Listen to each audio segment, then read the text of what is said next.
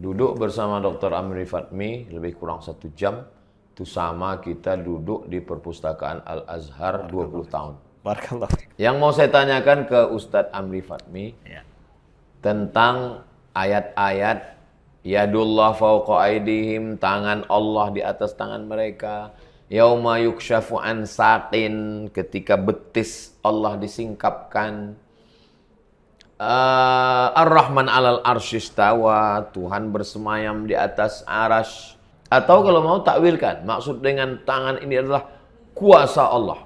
Sementara di kelompok lain, kalau kamu berani mentakwilkan ayat ini, berarti kamu kafir karena sudah mengotak-atik ayat.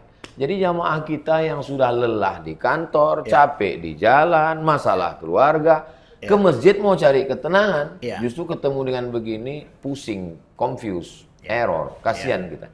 Hadiahkan untuk almarhumah ibu, almarhum ayah, kita dapat, orang tua pun dapat. Assalamualaikum warahmatullahi wabarakatuh. Bapak, ibu, abang, kakak, adik, sahabat jamaah dimanapun berada.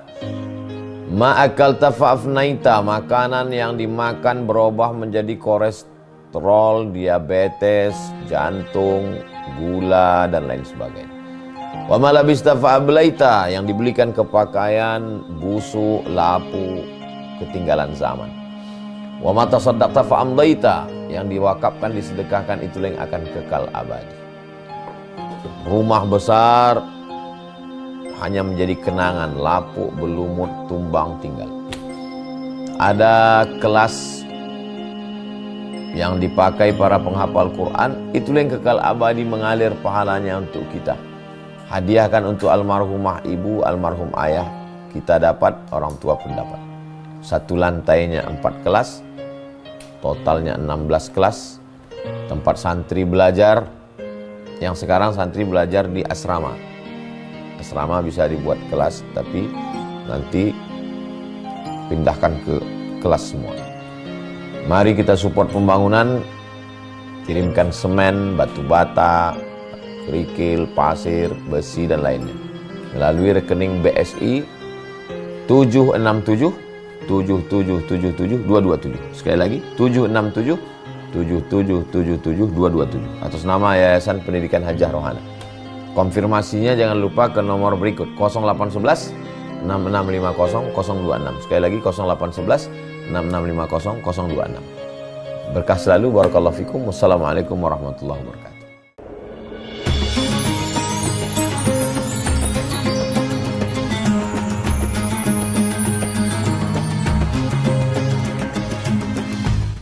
Bismillahirrahmanirrahim. Assalamualaikum warahmatullahi wabarakatuh.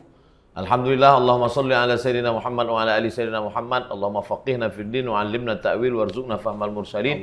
Waftah lana futuhal arifin bihaqqi sayyidil awwalin wal akhirin. Sayyidil kaunaini was thaqalain, Sayyidina wa maulana Muhammadin wa ala alihi wa sahbihi wa man tabi'ahum ila yaumiddin. Amin ya rabbal. Bapak, ibu, abang, kakak, adik, sahabat jamaah dimanapun berada, saya sedang berada di Nangro, Aceh Darussalam. Setahun sekali saya datang kemari. Saya manfaatkan betul waktu yang singkat pendek ini untuk bertanya ke guru kita, Al-Mukarram Al-Ustaz Dr. Amri Fatmi, S1, S2, S3, Al-Azhar Kairo Mesir, Aqidah. Memang ini bidang beliau. Tahun lalu kami membahas panjang, masih ada rekamannya. Dan tahun ini Alhamdulillah sampai lupa. Assalamualaikum Ustaz. Waalaikumsalam warahmatullahi wabarakatuh. Maulana. Sehat sini. Allah yabarik. Tamam. Alhamdulillah rabbil tamam. Bi khair, alhamdulillah rabbil alamin. Kullu tamam. Masrur biliqaikum. Allah ena asar. Insyaallah. Liqaul ahibba rahah. Amin ya rabbal alamin. Jumpa dengan orang terkasih tersayang adalah istirahatnya orang-orang soleh. Sahih, insyaallah. Barakallahu fikum. Jazakallahu khairan. Wa iyyakum. Ja'alallahu fi husni dzannikum Ya insyaallah Rabb. Amin. Yang mau saya tanyakan ke Ustadz Amri Fatmi tentang ayat-ayat Yadullah fawqa aydihim, tangan Allah di atas tangan mereka. Yauma yukshafu an saqin, ketika betis Allah disingkapkan. Ar-Rahman alal arsyistawa, Tuhan bersemayam di atas arasy. Ayat-ayat yang secara tekstual kelihatannya tangan Tuhan, betis Tuhan, mata Tuhan. Yang kita dulu ketika belajar di pondok dari guru-guru kita yang mengikut Imam Abul Hasan Al-Asy'ari, Ya. ini mesti ditakwilkan. Nggak boleh dipahami ini secara Tuhan punya kaki Tuhan. Kalau guru kami dulu, qabbahahumullah. Ya. Allah menjelekkan mereka. Kita mesti pakai metode tafwid. Udah, kalau mau serahkan aja pada Allah. Tangan Allah ini macam mana? Serahkan pada Allah. Wallahu a'lam bishawab. Atau kalau mau takwilkan. Maksud dengan tangan ini adalah kuasa Allah. Sementara di kelompok lain, kalau kamu berani mentakwilkan ayat ini, berarti kamu kafir karena sudah mengotak-atik ayat. Jadi jamaah kita yang sudah lelah di kantor, capek di jalan, masalah keluarga, ke masjid mau cari ketenangan, justru ketemu dengan begini, pusing, confused, error, kasihan kita. Maka kami mau minta penjelasan dari pakar bidang akidah Ustadz Amri Fatmi. Bagaimana memahami ayat ini, Ustadz? Baik. Assalamualaikum warahmatullahi wabarakatuh. Waalaikumsalam. Sedang sekali pada kesempatan kali ini saya diajak berbincang dengan Al-Mukarram guru kita. Bukan bermakna saya lebih paham sebenarnya, tapi ya kami saling sharing bersama ya untuk pembahasan-pembahasan yang merupakan bidang akidah yang kami sedikit pernah membaca. Bukan saya lebih sangat paham dalam masalah ini, tapi sedikit pernah membaca, diajarkan sama guru-guru saya di Al-Azhar, Mesir. Nah, tentang masalah takwil dan pemahaman ayat-ayat mutasyabihat, sudah maklum ini pembahasan yang sengit terjadi pada zaman-zaman mutaakhir. Kita harus menyatakan bahwa pada masa salafus soleh dulu pembahasan ini tidak sengit loh. Pembahasan ini bahkan tertutup, hanya di kalangan para ulama saja. Kenapa mereka tidak bahas? Mereka tidak membahas karena inti agama, akidah itu bukan dalam permasalahan itu. Bahkan menurut guru saya, Dr. Rabi Jauhari, Profesor Dr. Rabi Jauhari, beliau bilang, sejak petrol, sejak minyak banyak di Timur Tengah, setelah itulah pembahasan ini mulai kata beliau, saat itulah mulai marak, dibangkitkan dan melalui tulisan-tulisan dan yang lainnya. Sebelumnya enggak, kata beliau. Ya. Jadi kita ingin memahami bahwa pada dasarnya agama itu tidak diutus untuk ataupun pembahasan akidah, bukan ini pembahasan intinya. Pembahasan banyak lagi ayat-ayat yang muhkam di sana yang kita sebenarnya sepakat dan tidak perlu ada ikhtilaf dan perdebatan. Lalu kemudian kita sampaikan bahwa bagaimana Imam Al-Ghazali rahimahullah ta'ala dalam kitab Iqtisad fil I'tiqad, beliau menyebutkan bahwa ayat-ayat yang muhamah li tashbih seperti ini, itu mauqifnya ada dua. Yang pertama adalah untuk orang awam. Orang awam nggak boleh dibahas permasalahan ini. Bahkan kita sampaikan di depan umum masalah-masalah seperti itu tidak boleh, kata beliau. Yang benarnya adalah itu yang disampaikan oleh Imam Malik bahwa al-iman bihi wajib. Wal kaif wal kaif tentang masalah itu adalah majhul, ya. Dan soal anhu bid'ah. Ya, jadi itu yang harus kita jawab. Orang-orang awam nggak boleh mempertanyakan ini. Sedangkan selanjutnya para ulama segmen yang kedua itu boleh membahas permasalahan dalam lingkup mereka. Jadi kita sayangkan sebenarnya kalau memang mereka yang mengatakan ini adalah mauqif para salaf. Salaf itu nggak mempertanyakan, nggak membahas ini apalagi di depan umum. Tapi karena maraknya pembahasan ini, maka para ulama sesuai dengan kondisi yang ada, maka kita perlu juga membahas permasalahan ini, bagaimana menyikapi permasalahan ini. Nuktah yang pertama, poin pertama ingin kita perjelas. Ya, para salaf tidak memperbincangkan banyak permasalahan ini sebenarnya. Ya, jadi bagaimana itu para ulama membahas tentang ayat-ayat yang seperti ini, ayat-ayat yang mutasyabihat. Pertama, ayat mutasyabihat itu sendiri kalau kita ingin ketahui makna mutasyabihat itu apa sih? Ya, itu juga perbincangan para ulama. Mutasyabihat itu apa yang dimaksud? Ada perbedaan pendapat di situ. Tapi saya ingin merujuk kepada guru kami, Profesor Dr. Ibrahim Khalifah, rahimahullah taala. Itu doktor pakar di bidang tafsir, guru besar. Banyak rujukan masalah tafsir tentang masalah ilmu akidah itu kembali kepada beliau. Beliau menuliskan tentang apa makna daripada mutasyabihat dan muhkam itu apaan. Ya.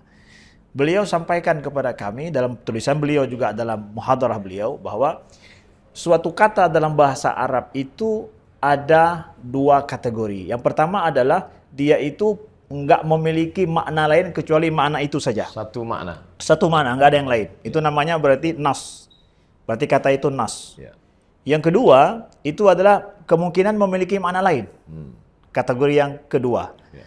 Nah, kategori yang kedua ini mungkin ada makna lain, maka ada tiga kemungkinan. Kemungkinan yang pertama, makna yang lebih kuat. Kita pahami dari kata itu ada makna yang paling kuat daripada makna-makna itu. Maka makna yang paling kuat ini Yang namanya yang dimaksud dari kata ini, Yang makna paling yang paling kuat itu namanya zahir. Zahir.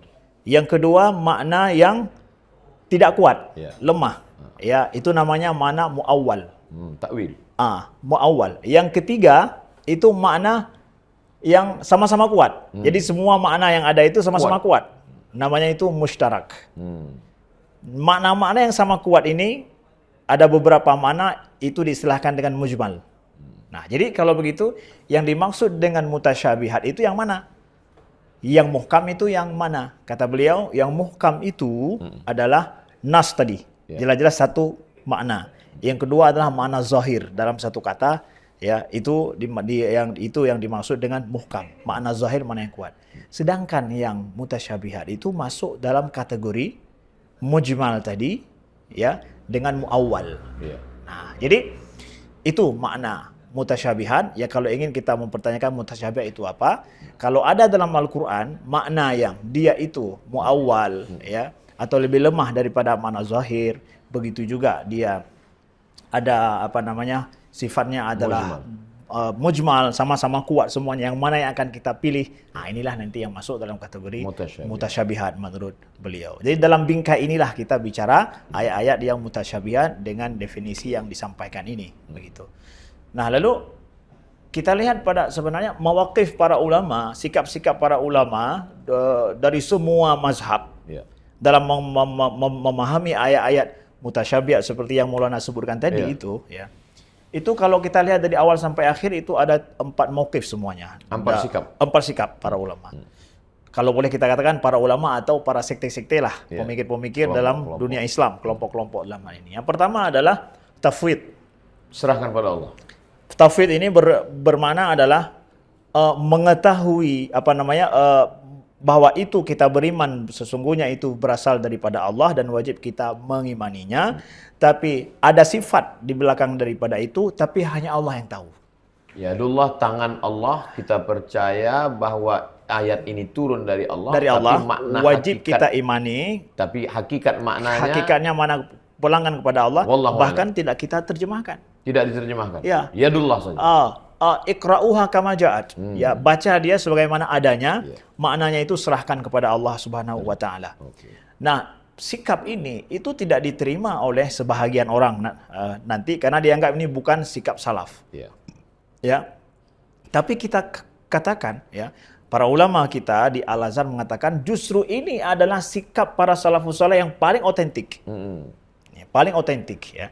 Bahwa mereka mengimani, dan tentu mereka dengan hati mereka yang baik, hati mereka yang yang tidak ada buruk sangka pada Allah atau macam-macam ada penyakit dalam diri mereka, dan mereka mengimaninya. Ketika mereka mentafwidkan maknanya kepada Allah Subhanahu wa taala, wah, itu adalah hakikat iman yang sebenarnya. Siapa yang tahu sifat Allah kecuali daripada Allah? Siapa yang lebih tahu tentang zatnya kecuali hanya Allah Subhanahu wa taala? Itu husnuzon kepada Allah, bukan justru buruk sangka ataupun maaf cakap ada yang mengatakan itu suatu sifat jahal. Ya, tidaklah. Kalau orang beriman mesti mengetahui dulu baru beriman. Nah, itu tafwid yang pertama. Dan kita dapatkan Imam Syafi'i rahimahullahu taala, beliau mengatakan amantu billah wa bima jaa anillah wa ala muradillah. Wa amantu bi Rasulillah wa bima jaa an Rasulillah ala muradi Rasulillah. Sesuai menurut kemauan. Iya, ala muradillah. Bukan karena kita. Ya, saya tidak mengada-ngada kata-kata ini. Itu dihafal oleh semua orang nih. Dalam Lum'atul I'tiqad, karangan kitab Ibnu Rajab Al-Hambali, beliau sebutkan kata-kata Imam Syafi'i ini. Jadi ketika beliau mengatakan ala muradillah, tafwid. Mafish kalam. Huwa tafwid. Ya. Imam Syafi'i, siapa aja yang mengatakan kita harus beriman sesuai dengan i'tiqad Imam Syafi'i? Inilah i'tiqad Imam Syafi'i. Tafwid. Ya. Kemudian yang kedua kita katakan adalah mauqif yang selanjutnya, mauqif ta'wil lah kita katakan. Mauqif ta'wil ini adalah sarful lafz an ma'na zahir Yadun makna zahir tangan, biqarinatin. dialihkan ke makna Ke makna yang lain karena ada qarinah mani'ah. ada indikasi. Indikasi yang menghalangi kita memakai makna zahir. Karena ketika ada makna zahir, ada makna yang marjuh atau kita katakanlah makna muawwal nantinya yang lebih lemah. Tapi ada qarinah, kita harus mensarf lafz itu kepada makna yang lain, ya. Karena ada tasbih. Kita ambil contoh yadun. Yadun, ya. Makna Zahir tangan. daripada itu adalah jarihah, ya. Tangan yang sifatnya adalah jariyah. Iya. Anggota tubuh, fisik. Jarihah, fisik. Iya. Nah, itu dipahami oleh semua orang loh. Iya. Yadun itu betul-betul makna zahir. Kalau sudah disebut tangan, yang terbayang adalah ya Terbayang tangan. itu, tidak ada lain. Zahirnya itu. Jadi dialihkan makna itu kepada makna lain dalam makna kata itu juga. Bukan buat sembarangan. Jadi ada kaidah lugawiyah yang dipakai para ulama. Kaidah bahasa yang memperbolehkan itu dan juga masuk dalam kategori makna kata tersebut. Dan mungkin dalam bahasa kita pun, misalnya penguasa ini bertangan besi. Iya. Makna bertangan besi itu bukan tangannya besi, tapi kekuasaannya. Kekuasaannya. Maka makna tangan besi di situ bukan fisik, tapi lebih makna, itu yang disebut makna takwil. Makna kiasan itu yang dipakai. Jadi majas itu ada. Iya. Nah, dalam bahasa jelas majas itu ada kan. Iya. Nah, jadi tapi anehnya mereka yang nggak mau mentakwilkan atau mengharamkan takwil seperti ini mengatakan tidak ada majas katanya. Nah, ini lebih aneh lagi ya, banyak para ulama pahami bingung. saja menurut makna hakikinya. Mana bahwa hakikinya, tangan zahirnya adalah fisik, anggota tubuh, tangan. Ya, betul. Nah, jadi makna takwil ini. Nah, kita perlu pahami makna takwil ini dipakai kedua-dua metode tafwid tadi dengan metode takwil itu dipakai sebagai metode Ahlus Sunnah wal Jamaah dalam berinteraksi dengan ayat-ayat yang seperti ini. Sebagaimana kata Imam Laqani rahimahullah, kullu nassin awhama tashbiha awwilhu aw fawwidhu warum tanziha. Setiap nas, kata-kata dalam ayat hadis yang di dalamnya mengandung tashbih, ya, awwilhu, takwilkan atau tafwidkan, ya, dan niatkan itu adalah penyucian pada Allah Subhanahu wa taala. Jadi kedua-dua ini adalah mauqif Ahlus Sunnah wal Jamaah al-Asy'ariyah. Jangan bilang bahwa mauqif Ahlus Sunnah hanya takwil saja. Enggak, di sana ada tafwid lagi. Tafwid dan takwil. Cuma kapan takwil dipakai? Ya. Jadi sesuai dengan guru kami di Al-Azhar menyampaikan bahwa takwil ini dipakai itu ibaratkan obat. Ketika ada penyakit. Ketika ada penyakit. Kalau nggak ada penyakit, tidak diminum obat.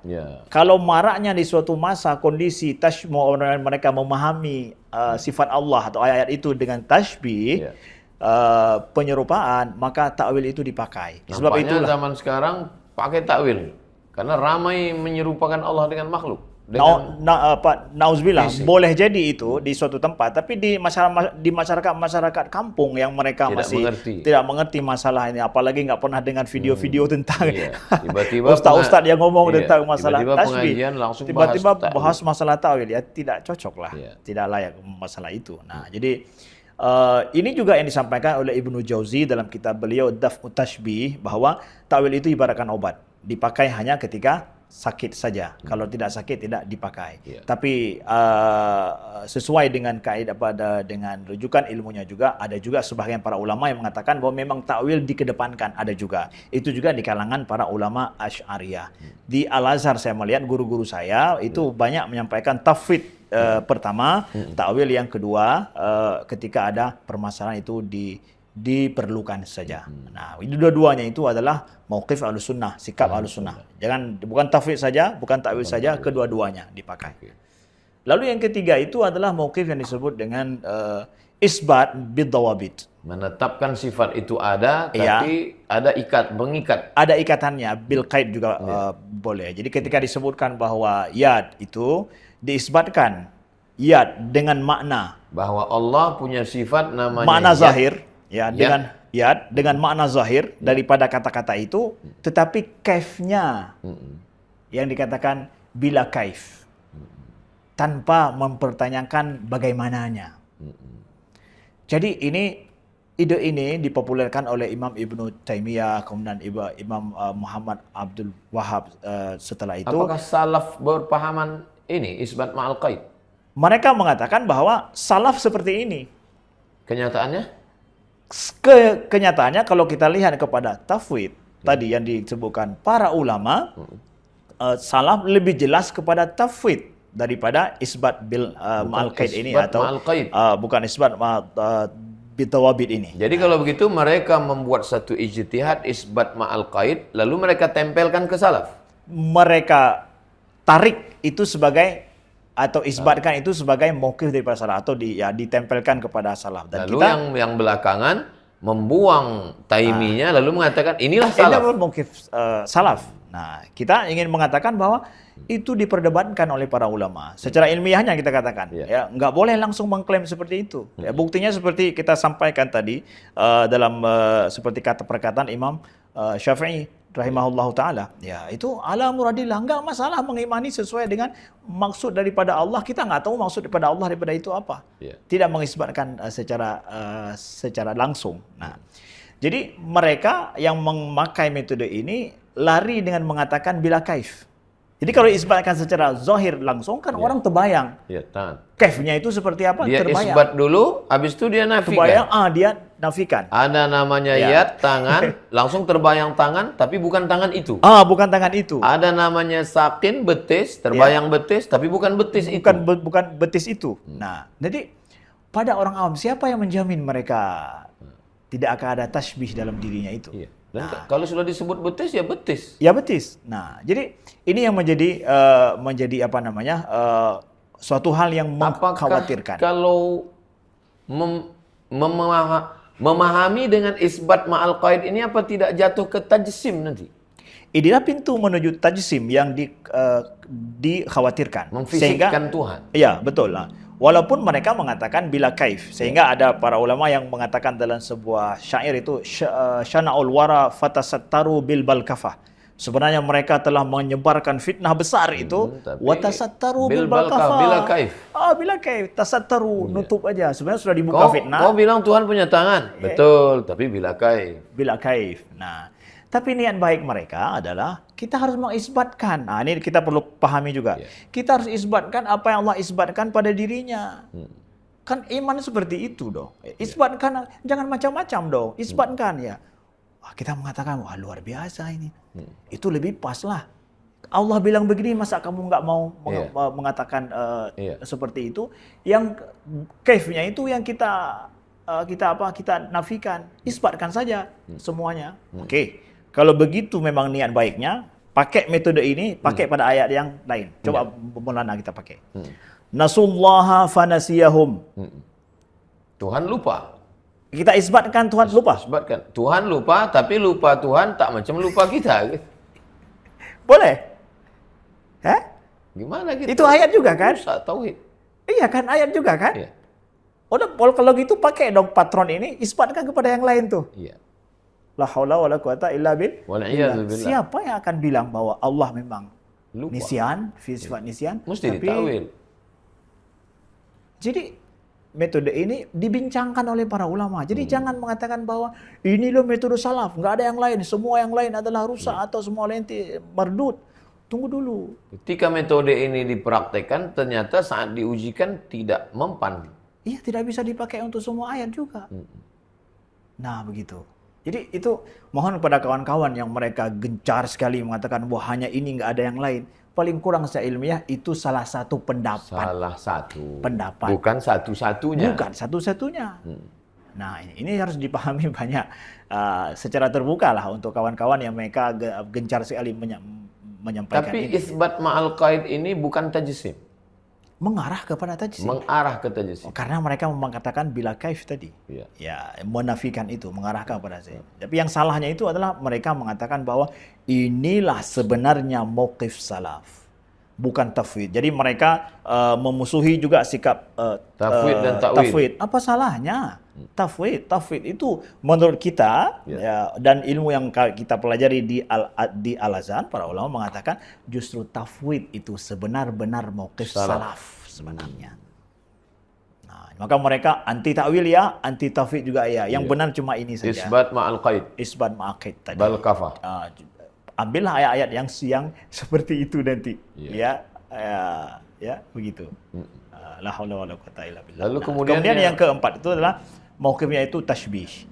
Memang mereka memaknakan ayat itu langsung dengan makna zahir tanpa kait sama sekali dan membayangkan Tuhan seperti itu. Tuhan, kita boleh berjabat tangan dengan Tuhan, bersentuhan dengan Tuhan, Tuhan berada di suatu tempat dan yang lain semuanya.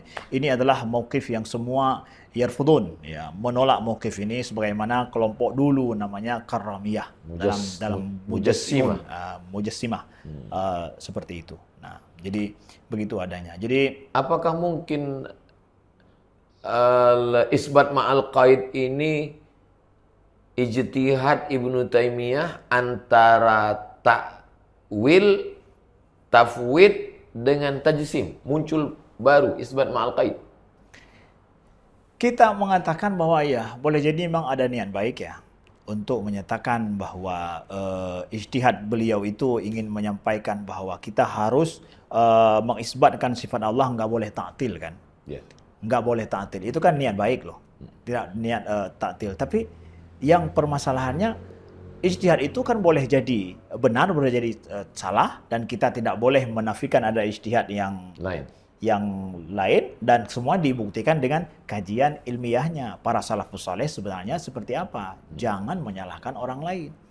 Ya, yang mereka juga punya pendapat yang berbeda dan bahkan sangat kuat pendapat tentang masalah tafwid dan takwil ini yang sesuai dengan konteksnya. Nah, kita mengatakan bahwa ya Ibnu Taimiyah ada pendapat seperti itu dan itu semua dipakai sesuai dengan kaidah keilmuan. Apakah benar? Boleh jadi benar, boleh jadi salah.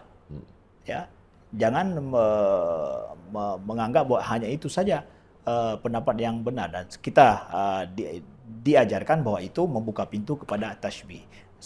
Kita mengikuti para salaf, yang benar-benar salaf itu adalah tafwid. Ya, didukung dengan banyak sekali dalil-dalil dalam hal ini.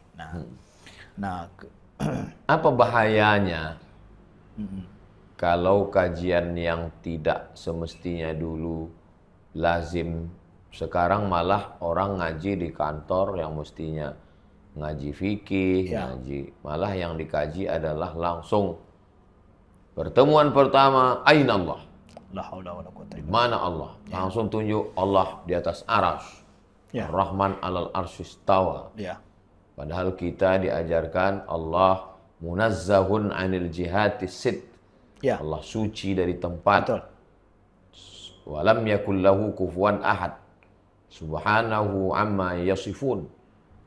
Apa bahayanya ini nanti dikhawatirkan? Ini berbahaya.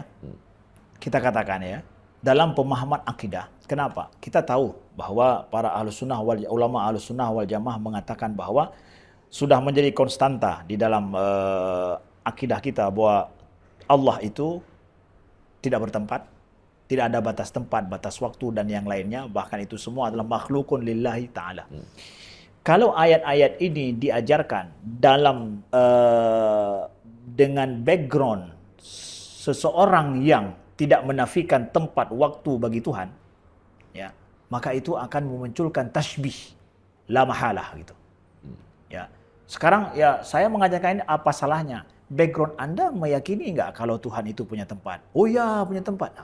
Maka akan memunculkan tasybih, mengajarkan tasybih pada Allah Subhanahu wa taala pada kalangan orang awam. Satu. Yang kedua, bahayanya adalah orang menganggap bahwa masalah akidah yang paling asasi ini masalah ini loh. Padahal ini bukan asas. Padahal ini bukan asasi. Dan ayat ini hanya beberapa saja loh. Tidak banyak ayat-ayat yang seperti ini. Yang muhkam lebih banyak. Tapi yang kita ajarkan kepada para orang-orang awam yang lebih mereka butuhkan. Maka kenapa umat ini disibukkan justru dengan yang mutasyabihat? Disibukkan dengan yang mutasyabihat. Yang secuil ini. Jadi metodenya ini salah. Metodenya ini tidak tepat dalam mengajarkan akidah kepada umat. Yang ketiga, dengan adanya mengajarkan yang seperti ini, itu menghakimi kelompok lain, ya, seakan-akan menganggap yang bukan seperti ini bukan orang Muslim, bukan orang mukmin, jadinya pengkafiran. Kalau kamu tidak memahami ayat mutasyabihat ini seperti pemahaman kami, isbat, maka kamu adalah ta'til. Berarti kamu sudah menghilangkan ayat ini. Menghilangkan ayat. Kalau kamu tidak mengatakan Tuhan itu di atas arsy, Berarti kamu sudah meniadakan Tuhan. Karena yang tidak bertempat itu berarti dia tidak ada. Kan itu yang terjadi sekarang. Nauzubillah. Ya. Kamu mengatakan Tuhan itu tidak bertempat, ya. Yang tidak bertempat itu tidak ada. Berarti kamu kan ujungnya takfiri. Ini yang sangat kita khawatirkan. Ya, justru akidah Islam itu bukan menjadikan orang lebih tenang hidup damai dengan saudaranya, tetapi terjadi permusuhan menghakimi orang lain dengan cara yang seperti itu. Ini yang sangat kita khawatirkan. Ada sebagian orang memahami bahwa perbedaan kita dengan mereka ini kan masalah kunut subuh, masalah usolli. Ini kan saudara kita. Cuman beda-beda tipis aja nih Ustadz. Sebetulnya apakah setipis itu perbedaannya? Kalau kita nilai lebih lanjut, apalagi dalam permasalahan akidah dan metode mengajarkan akidah, menjadikan permasalahannya nggak tipis dong, tebal jadinya. Apalagi di masyarakat saling mengklaim, mengkafirkan. Metode seperti ini mengkafirkan, tidak menyatukan umat. Dengan akidah bukan mereka bersatu, tapi mereka justru berpecah belah. Bahaya itu. Masalah akidah jadi kita berpecah belah. Jadi saling mengkafirkan, bahkan setelah itu mengkelompokkan. Kalau bukan ini, bukan kelompok kita, seakan mereka orang kafir. Ya, ini nauzubillah. Ya, bahaya laten bagi negara juga. Bahaya laten bagi negara dengan konsep seperti ini. Radikalisme. Bisa saja memunculkan karena kalau tidak memahami seperti pemahaman ini, pertama kajian tauhid, ainallah, di mana Allah. Nauzubillah, ya. Lalu Allah di atas arasy. Istaqarra wa jalasa. Istawa bersemayam, istaqarra menetap, jalasa duduk di atas.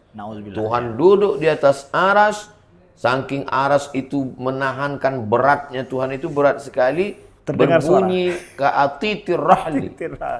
Itu disampaikan di YouTube. La haula wala quwata illa billah. Sehingga nanti ketika Ustadz kami salap, karena dia mengaji Tuhan di atas. Ustadz kamu tidak salap, ngajilah ke Ustadz kami. Jadi apa obatnya Ustadz? Nah, mereka banyak dalam hal ini menyampaikan bahwa itu kan merupakan tafsir salaf juga dalam masalah seperti yang Maulana sampaikan tadi. Kan Imam Bukhari mengatakan ala arsy.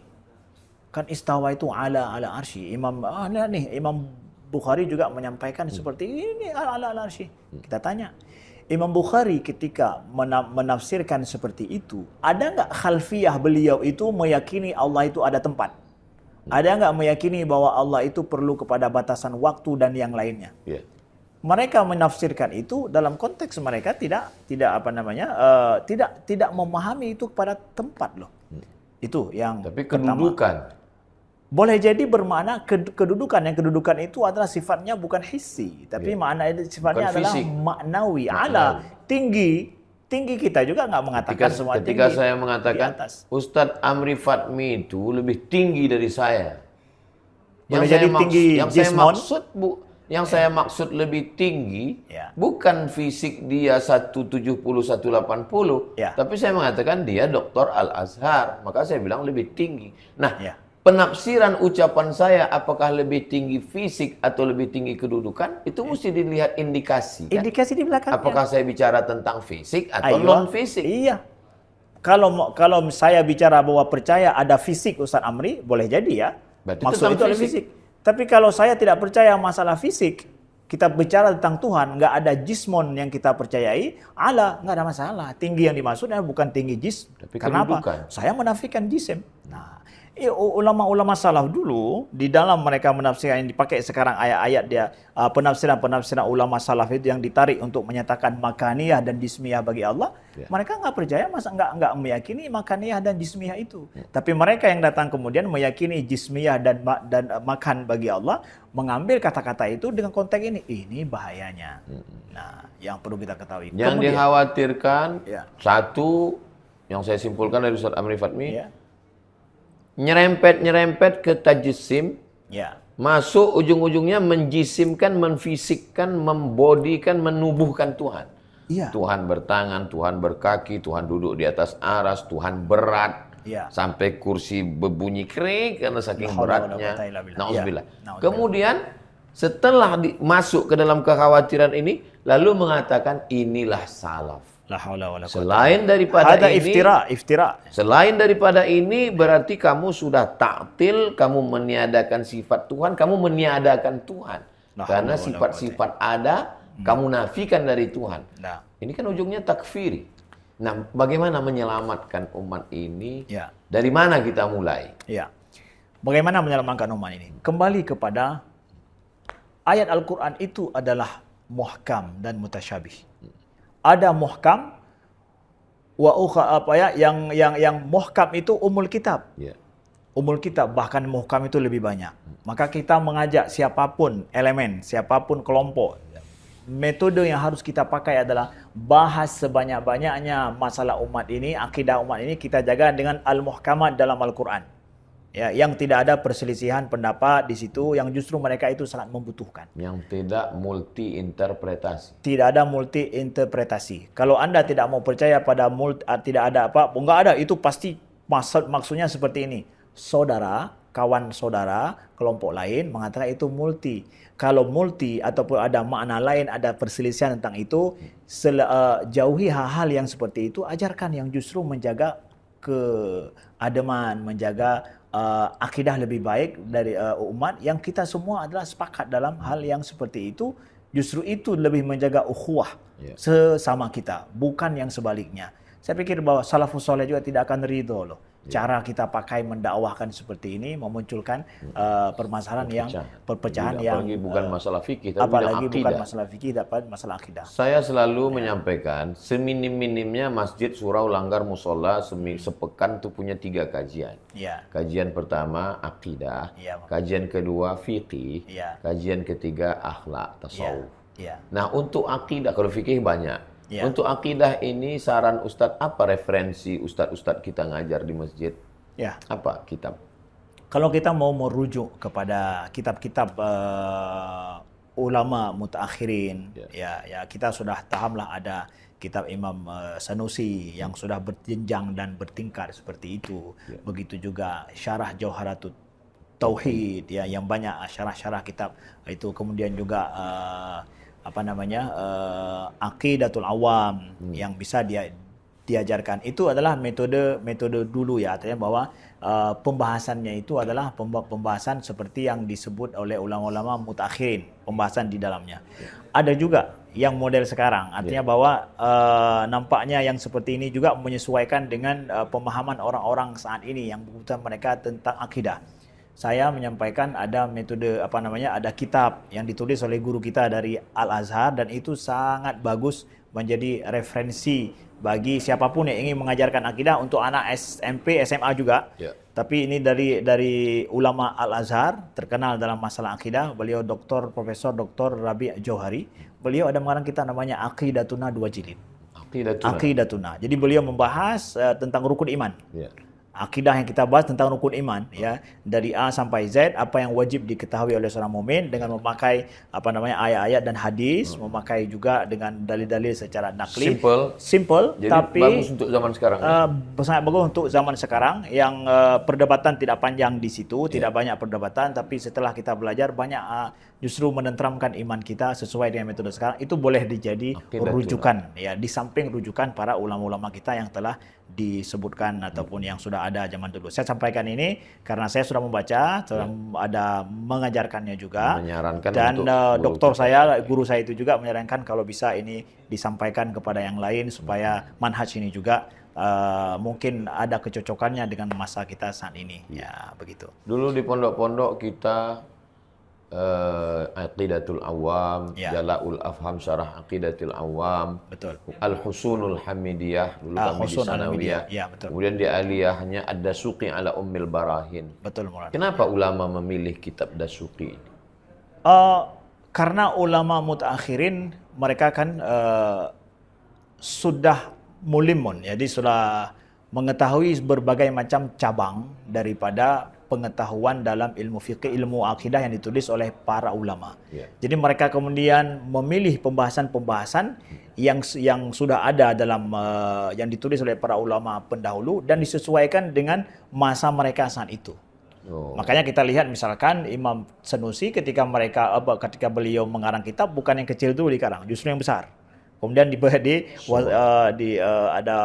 ada wusta, sughra kan, diperkecil karena disederhanakan, disesuaikan dengan kebutuhan. Nah, kita juga mengatakan setiap masa, setiap zaman juga Ada kondisi yang itu sesuai. harus disesuaikan. Ya. Maka untuk zaman ini Silakan Ustaz memilih di satu tempat. menyarankan Ya. aqidatuna. Termasuk aqidatuna salah satunya. Kemudian aja juga kitab kitab Aqidah Al-Islamiyah yang dituliskan oleh Syekh Abdurrahman Al-Habannaki juga bisa dijadikan sebagai rujukan referensi yang saya mengatakan bahwa kalau bisa memang kita mengajarkan akidah itu adalah kita mengajarkan rukun iman itu. Kita jadikan rukun iman itu betul-betul rasih dalam dalam hati orang awam dan menjadikan mereka itu setelah belajar akidah semakin tenang, semakin mengikat dengan Allah dan semakin mereka ingin berbuat amal soleh. Itu maksud kata kita kuncinya. mengamalkan. Ya. Bagaimana dengan berakidah orang menjadi kuat keyakinan, pukulan kehidupan ini diterpa badai, gelombang, angin puting beliung dia tetap tegar. Ya. Tapi kalau kita lihat sekarang, orang ngaku ini kajian akidah, tapi untuk mengeliminasi lawan. Itu yang bahaya. Kajian kita malam ini adalah akidah. Bertauhid, kaji tauhid. Tapi sebenarnya untuk mengatakan guru kamu bukan ahlus sunnah, kajian kamu bukan ahlus sunnah, masuk neraka, kafir, karena kamu sudah terjerumus dalam ta'til, kamu meniadakan sifat, kalau kamu mau selamat, ikut ini. Jadi akidah apa yang sedang diajarkan ini? Bukankah ini akidah tafriq, anti intoleran, benih-benih radikalisme? Karena takfiri, mengkafirkan orang. Mengkafirkan dan saling menyalahkan orang. Dan setelah itu bukannya orang merasa tenang dengan akidahnya, justru merasa gusar dengan apa yang ada. Ya, bukan banyak berbuat amal soleh kepada orang lain, pasti justru berbuat amal solah. Amal salah. Saya berharap Ustaz Amri Fatmi punya keluangan waktu. Amin. Nanti saya mau kumpulkan guru-guru akidah, ustadz-ustadz yang spesialis ceramah di masjid akidah, lalu ustadz beri pembekalan training for trainer. Insyaallah. Jadi yang selama ini ustadz ngajinya mungkin umum saja, satu ustadz khusus ngaji akidah, bacakan akidatuna, akidah Islamiyah, dibuatkan dalam bentuk PowerPoint atau terjemah atau khulasoh atau ringkasan, sehingga dalam 1 tahun dibaginya 40 tatap muka. Maka dalam satu bulan dia 4 kali kajian, 10 bulan 40, potong Ramadan, potong cuti libur, sehingga 40 tatap muka. Selesai setahun itu ngaji ini, berijazah dari Ustadz Amri Fatmi, sehingga iman umat jadi kuat. Amin. Dia lebih tenang, lebih khusyuk, lebih yakin dengan Allah. Mudah-mudahan Ustaz punya waktu. Insyaallah taala. Barakallahu fikum. Insyaallah. Hadaf min husni dzannikum bina ya insyaallah. Barakallahu fikum. Kami ucapkan banyak terima kasih untuk guru kita semua Ustaz Amri Fatmi. Jazakumullahu ahsanal jaza. Sebelum kita closing, ada yang ingin Ustaz sampaikan untuk jamaah? Ya, pertama adalah menutupi apa yang pembahasan yang kita sampaikan ini. Nah, saya dapatkan sebuah khulasah penting dalam pembahasan yang kita bahas ini dari guru saya langsung, Profesor Dr. Abdul Fadil Qusi. Ya, beliau menyampaikan bahwa ini kunci dalam kamu memahami tentang masalah-masalah yang ayat-ayat mutasyabihat dan mawaqif-mawaqif yang kita sampaikan tadi. Ada yang takwil, ada yang isbat, tafwid, ya. Begitu juga tentang masalah tafwid, ya. Kalau kita kumpulkan 3 kelompok ini, ya, bahwa ada tafwid, takwil dan ada isbat ma'ad. Ya. Sebenarnya ketiga-tiga kelompok ini, ketiga-tiga mauqif ini, itu sama-sama kita sampaikan bahwa mereka ingin mentanzihkan Allah. Semuanya niat tanzih. Pasti itu, tanzih pada Allah. Dan mereka menafikan pemahaman manusia ya yang pendek ini, yang terbatas ini tentang Allah. Pasti itu mereka menafikan. Kemudian kita sampaikan ketiga mauqif ini itu sebenarnya mengisbatkan sifat pada Allah Subhanahu wa taala. Bahwa tafwid mengisbatkan sifat pada Allah. Tapi sifat itu hanya Allah yang tahu. Ada sifatnya. Ada sifatnya di belakang daripada dengan adanya kata-kata itu, yadunkah, ainunkah, wajhunkah, itu ada sifat Allah, tetapi hanya Allah yang tahu. Iya. Ya kan? Iya. Tidak kita sebutkan apa, biarkan Allah yang lebih tahu. Tapi kan mengisbatkan loh. Kemudian orang yang mentakwilkan, mereka mentakwilkan, mengisbatkan juga. Iya. Yadun disebutkan dengan sifat kudrah. Qudrah. Kan tidak mentatil kan? Iya, tidak mendelet. Mentatil, tidak mendelet. Tapi mereka memakai mauqif mizannya apa? Ketika kita dapatkan ayat ini, kata-kata ini, mizannya untuk menentukan makna itu apa? Mereka menentukan makna sifat. Mizannya akal. Oke, mizannya akal. Jadi mengisbatkan juga, tapi dengan mizan akal. Sedangkan yang mengisbat tawabi seperti Imam Ibn Taimiyah dan yang lain, mengisbatkan sifat ya pada Tuhan, tapi mizannya apa dari kata-kata itu? Pakai akal atau mizan lugawi? Ya kan? Mizan lugawi. Dengan mengatakan ini zahir, zahir apa? Zahir akli atau lugawi? Ya. Kalau zahir lugawi, nah inilah yang dikhawatirkan. Jadi sebenarnya sama-sama semua mengisbatkan. Itu mentanzihkan dan mengisbatkan sifat juga sebenarnya. Ya. Kemudian yang kedua, ayat-ayat yang disampaikan oleh Ustadz kita dari awal tadi, ya, ayat-ayat yang mutasyabihat seperti itu, kalau kita golongkan dia sebagai mutasyabihat, konteks ayat itu tidak datang mengisbatkan kata-kata itu. Tapi justru konteks ayat itu adalah mengisbatkan hal yang lain. Fa innaka bi'ayunina. Apakah ayat ini datang untuk mengisbatkan ain? Atau justru mengatakan bahwa untuk memotivasi nabi-nabinya supaya mereka bertahan dan bersabar, bahwa Allah selalu menjaga, Allah selalu melihat. Iya. Cobalah baca konteks ayat Yang itu. mau diisbatkan itu kekuatan mereka menghadapi ujian. Itu maksud ayat itu. Bukan isbatkan itu. Iya. Wallah, itu adalah kita baca, kita konteksnya seperti itu. Ya. Kemudian juga ayat ya yadullah fawqa aydihim. Iya. Apakah ayat itu wallahi datang untuk mengisbatkan yadun, atau justru konteks ayat itu adalah untuk menyatakan bahwa Allah selalu menolongmu, Allah Maha Kuasa, ya, untuk menghibur nabi-nabinya, kan begitu. Ini faidah ataupun Padahal sedikit yang 70 ke sana itu yang mestinya diangkat. Tapi justru 30 ini yang dieksplorasi. Betul. Akhirnya sibuk dengan ini, tertinggal Lupa yang dengan itu. Oke. Apakah ini maksud Tujuan Allah menurunkan ayat seperti ini?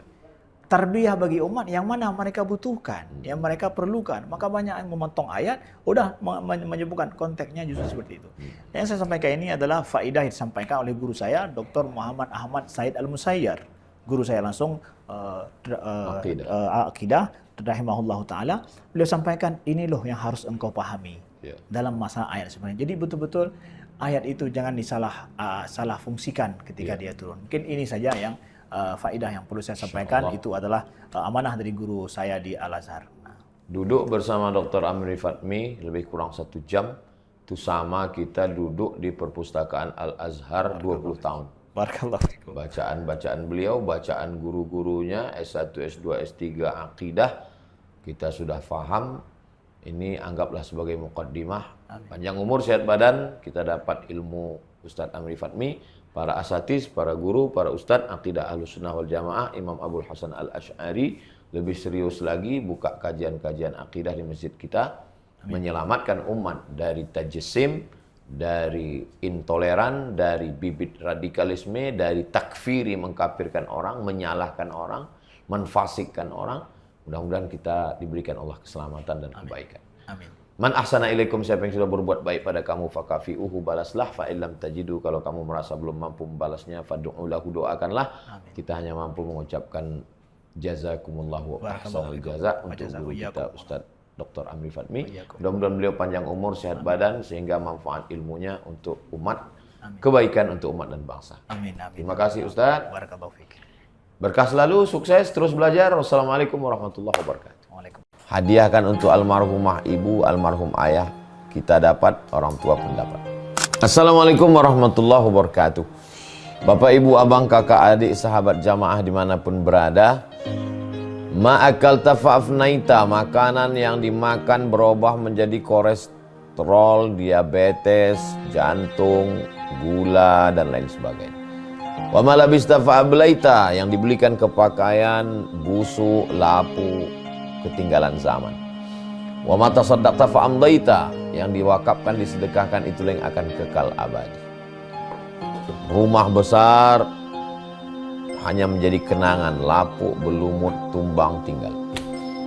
Ada kelas yang dipakai para penghafal Quran, itulah yang kekal abadi, mengalir pahalanya untuk kita. Hadiahkan untuk almarhumah ibu, almarhum ayah, kita dapat, orang tua pun dapat. Satu lantainya 4 kelas, totalnya 16 kelas, tempat santri belajar. Yang sekarang santri belajar di asrama. Asrama bisa dibuat kelas, tapi nanti pindahkan ke kelas semua. Mari kita support pembangunan, kirimkan semen, batu bata, kerikil, pasir, besi, dan lainnya melalui rekening BSI 767 7777 227. Sekali lagi 767 7777 227 atas nama Yayasan Pendidikan Hajah Rohana. Konfirmasinya jangan lupa ke nomor berikut 0811 6650 026. Sekali lagi 0811 6650 026. Berkah selalu, barakallahu fikum. Wassalamualaikum warahmatullahi wabarakatuh.